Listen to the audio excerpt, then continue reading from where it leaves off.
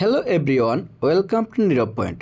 Viewers, আপনারা দেখতে পাচ্ছেন আমি যে কারোর সাথে চ্যাট করতেছি সেই চ্যাট লিস্টে বা চ্যাটের ওয়েলপেপারে আমার বাবুর ছবিটি দেওয়া রয়েছে।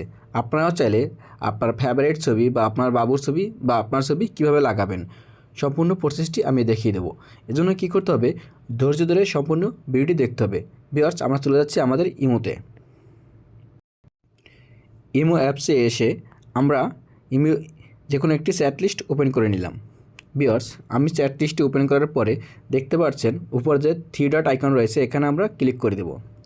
এখানে ক্লিক করার পরে ভিউয়ার্স, আপনার সামনে এমন একটি ইন্টারফেস আসবে। এখান থেকে আপনি কি করবেন, দেখতে পাচ্ছেন ওয়েলপেপার নামে একটি অপশন রয়েছে, আপনি এখানে ক্লিক করে দিবেন।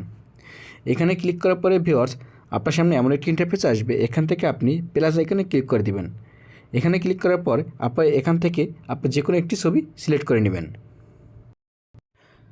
আমি আমার এখান থেকে একটি ছবি সিলেক্ট করে নিচ্ছি। ভিউয়ার্স, ছবি সিলেক্ট করা হয়ে গেলে এখানে নিচে দেখতে পাচ্ছেন টিকমার্ক নামে একটি অপশন রয়েছে, আপনি এখানে ক্লিক করে দেবেন। টিকমার্কে ক্লিক করে দেবেন। টিকমার্কে ক্লিক করার পরে আপনি এখান থেকে লেখা আসবে সেট ফর, যেটা আপনি দেখাতে চাচ্ছেন বা আপনি চাচ্ছেন যেহেতু সবাই দেখবে, সেক্ষেত্রে আপনি কী করবেন, সেট ফর এভরিওয়ানে ক্লিক করে দেবেন।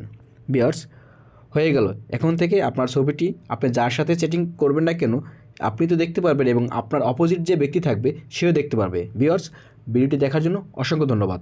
এমন ইম্পর্ট্যান্ট টিপস অ্যান্ড ট্রিক্স পেতে চ্যানেলটি সাবস্ক্রাইব করে সাথেই থাকুন।